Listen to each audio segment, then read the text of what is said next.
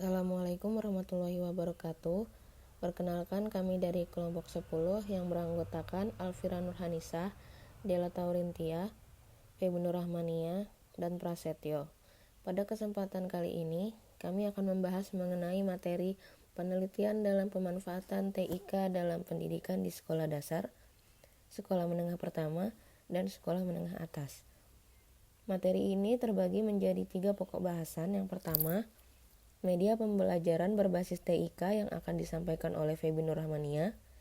Yang kedua, yaitu TIK sebagai media pembelajaran di sekolah dasar, sekolah menengah pertama, dan sekolah menengah atas, yang akan disampaikan oleh Prasetyo dan Alfira Nurhanisah.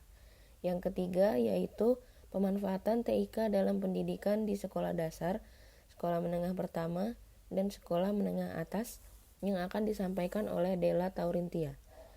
Baik, langsung saja berikut pembahasannya.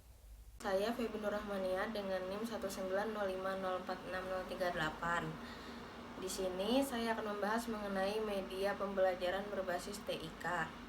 Tapi sebelum mengarah kepada pengertian media pembelajaran, pertama-tama kita akan membahas apa sih pengertian dari media itu sendiri. Jadi media merupakan alat untuk menyampaikan sesuatu ide atau gagasan kepada orang lain dalam proses komunikasi.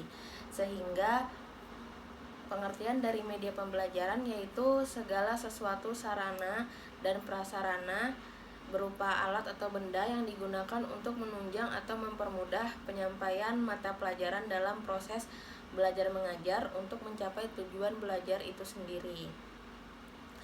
Dalam proses belajar mengajar, media memiliki fungsi yang sangat penting, di mana dengan menggunakan media pembelajaran, guru diberi kemudahan dalam penyampaian materi dan siswa mudah dalam memahami materi yang disampaikan.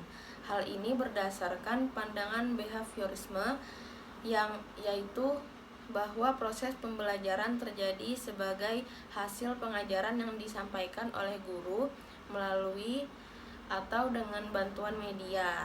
Namun dalam pandangan konstruktivisme, media digunakan sebagai sesuatu yang memberikan kemungkinan siswa secara aktif mengkonstruksi pengetahuan. Penggunaan media dalam kegiatan pembelajaran akan memberikan banyak manfaat. Di satu pihak akan memudahkan siswa dalam memahami materi pelajaran yang akan diajarkan, karena siswa secara langsung dapat berinteraksi dengan objek yang menjadi bahan kajian. Bahkan dengan kehadiran media diakui dapat melahirkan umpan balik yang baik dari siswa ke guru.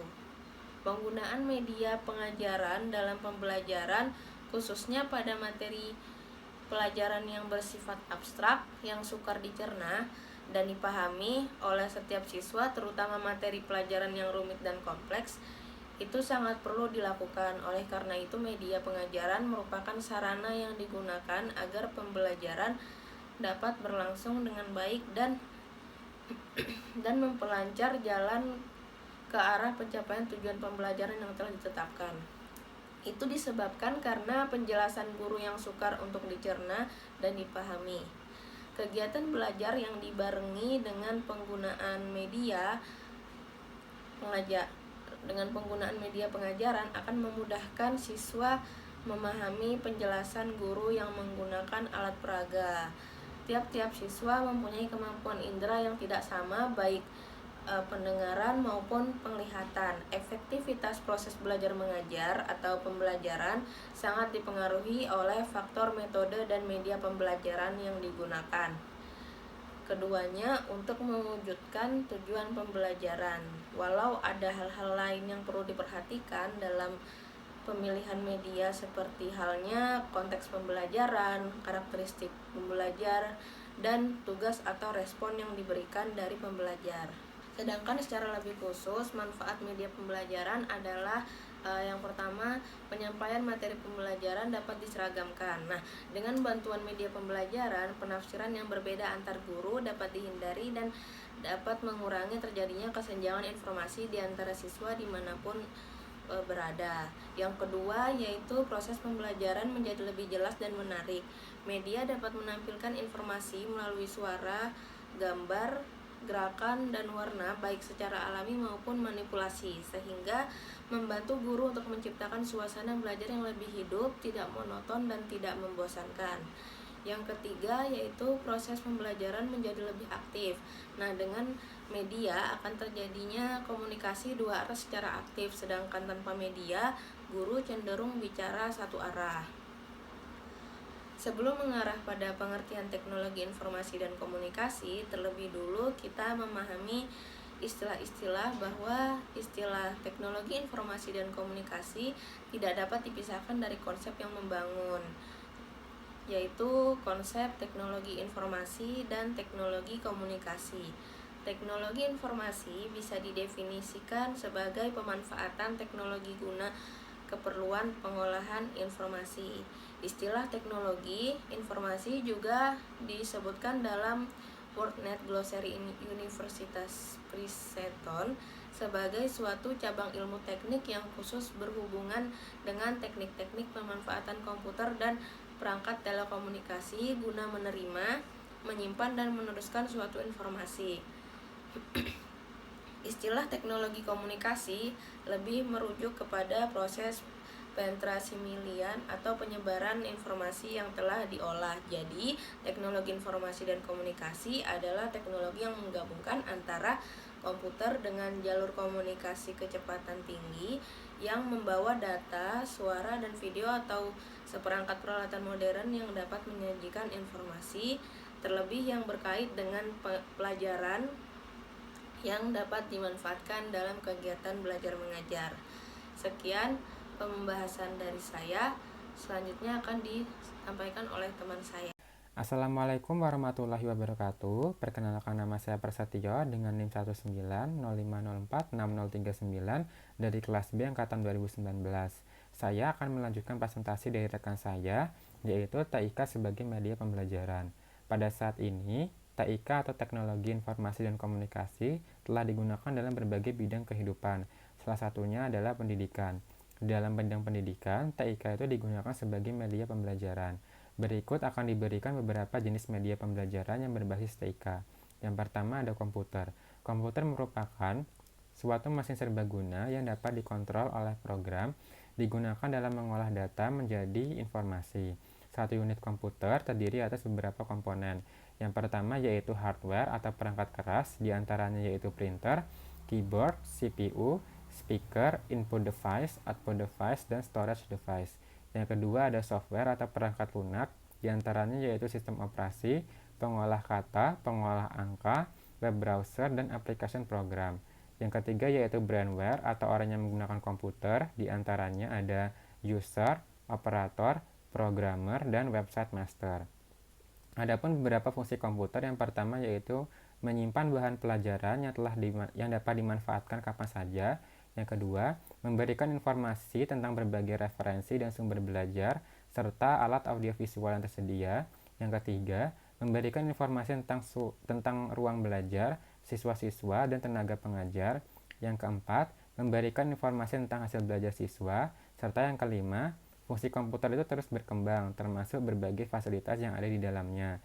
Salah satu fasilitas atau jaringan komputer yang dapat sangat berguna bagi media pembelajaran yaitu internet. Pada pembelajaran matematika, komputer digunakan untuk materi yang membutuhkan gambar, ilustrasi, animasi, dan warna. Contohnya yaitu geometri.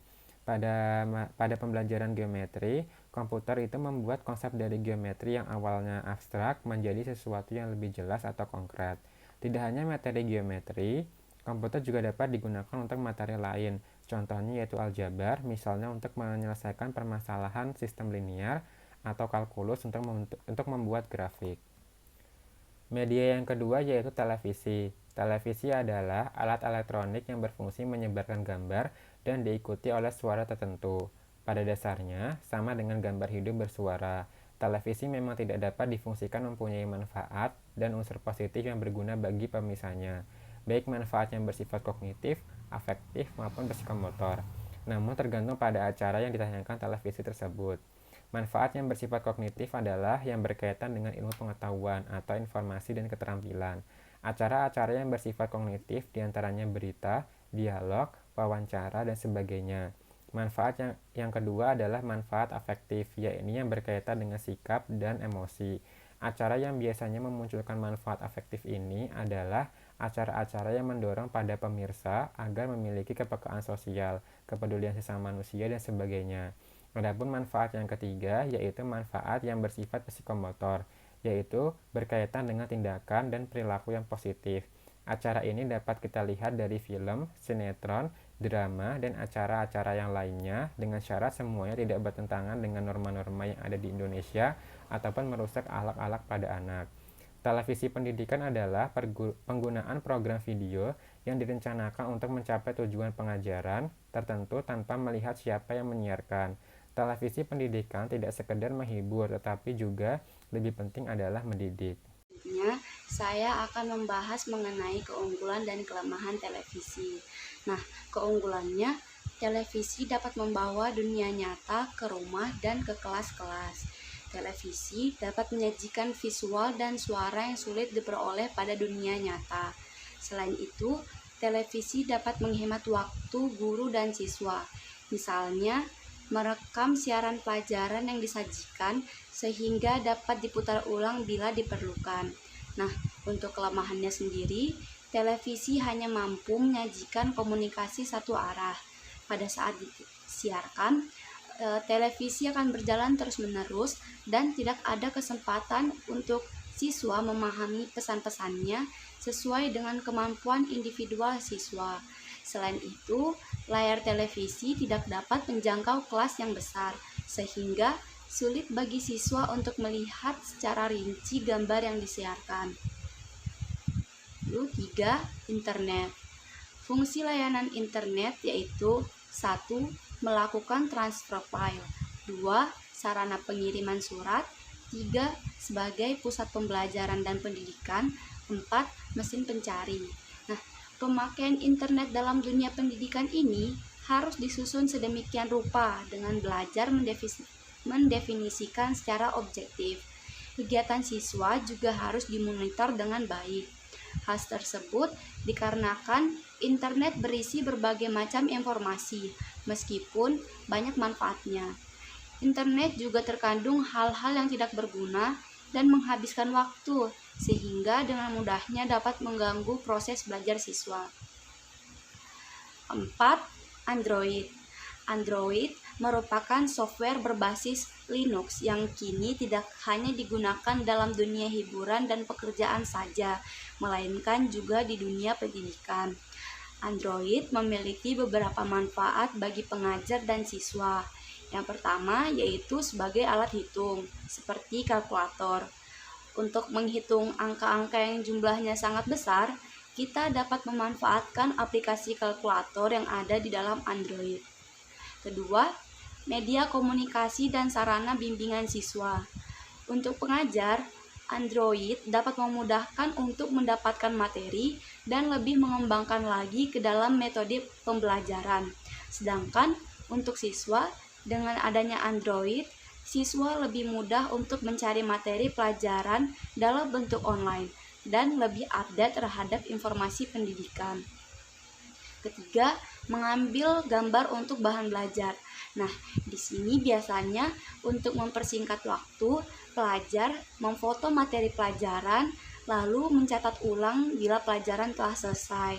Keempat, media penyimpanan file tugas sekolah. Nah, karena sekarang sedang terlaksana pembelajaran daring, tentu saja pelajar banyak yang menyimpan tugas-tugas sekolah atau tugas kuliahnya di dalam Android, dikarenakan tidak dapat mengumpul langsung ke instansi pendidikannya. Saya akan melanjutkan materi yaitu pemanfaatan TIK dalam pendidikan di sekolah dasar, sekolah menengah pertama, dan sekolah menengah ke atas. Adapun pemanfaatan TIK dalam pendidikan di sekolah dasar. Yang pertama yaitu alat bantu dalam pembelajaran. Media pembelajaran yang dimaksudkan itu antara lain itu berupa globe, grafik, gambar, dan sebagainya. Sehingga siswa itu dapat memahami materi tersebut dengan mudah. Lalu selanjutnya yaitu sebagai sumber belajar. Nah, media pendidikan itu dapat membantu guru dalam tercapainya pemahaman materi ajar oleh siswa. Nah, serta dapat memperkaya wawasan siswa. Lalu selanjutnya yang ketiga yaitu sebagai alat bantu siswa. Nah, untuk mempermudah dalam mengikuti pembelajaran seperti mengolah kata, membuat grafik atau membuat lain-lainnya itu TIK ini dapat membantu siswa.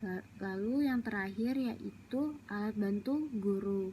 Nah, dengan adanya TIK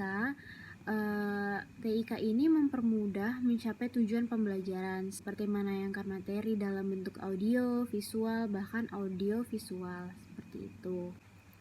Selanjutnya adalah pemanfaatan TIK dalam pendidikan di sekolah menengah pertama. Adapun pemanfaatan TIK dalam pendidikan di sekolah menengah pertama yaitu yang pertama media presentasi pembelajaran. Mulai dari SMP atau sekolah menengah pertama itu kita sudah diajarkan untuk mempresentasikan hasil diskusi kita. Nah, dengan adanya teknologi yang canggih sekarang, itu kita bisa mempresentasikan itu dalam bentuk PowerPoint atau slide PowerPoint. Nah, di mana di dalam PowerPoint itu biasanya ada animasi-animasi yang dapat mempermudah teman-teman yang lain itu mengerti seperti itu. Lalu yang kedua adalah media pembelajaran mandiri atau e-learning. Sebagai media pembelajaran mandiri atau e-learning ini peserta didik itu mungkin bisa diberi tugas untuk membaca atau mencari sumber dari internet, lalu juga bisa mengirimkan jawaban tugas. Lalu yang ketiga yaitu dimanfaatkan peserta didik untuk belajar melalui e-learning. Nah, kita ketahui bahwa biasanya di e-learning sendiri itu guru-guru juga dapat mengupload materi ajarnya itu di e-learning atau di aplikasi e-learning itu, sehingga siswa itu dapat belajar melalui e-learning itu. Lalu yang keempat yaitu materi pengenalan e-learning management system. Materi pengenalan learning management system ini di mana aplikasi ini tuh memungkinkan para guru itu untuk mengelola kegiatan pembelajarannya. Berikut ini merupakan perbandingan hasil belajar peserta didik belum menggunakan media PowerPoint dan setelah menggunakan media PowerPoint. Selanjutnya adalah pemanfaatan TIK dalam pendidikan di sekolah menengah ke atas. Yang pertama adalah pemanfaatan multimedia presentasi.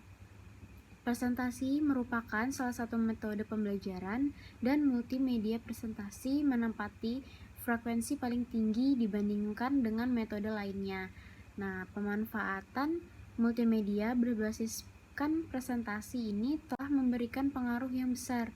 Nah, penggunaan multimedia presentasi dalam pembelajaran ini bertujuan untuk komodir secara keseluruhan pemanfaatan indera peserta didik, baik bersifat audio, visual maupun audiovisual. Lalu yang selanjutnya atau yang kedua yaitu pemanfaatan email, website maupun blog.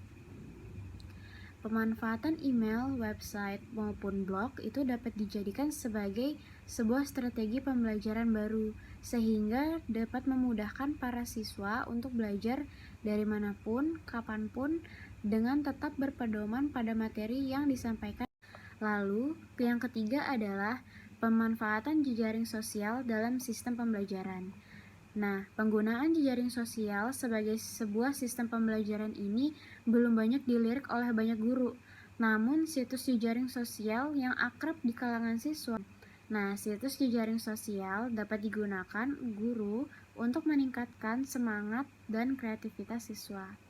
Baik, itu tadi pemanfaatan TIK dalam pendidikan di sekolah dasar, sekolah menengah pertama, dan sekolah menengah ke atas. Sekian pembahasan kami mengenai materi penelitian dalam pemanfaatan TIK dalam pendidikan di sekolah dasar, sekolah menengah pertama, dan sekolah menengah atas. Semoga penjelasan kami dapat bermanfaat. Terima kasih. Wassalamualaikum warahmatullahi wabarakatuh.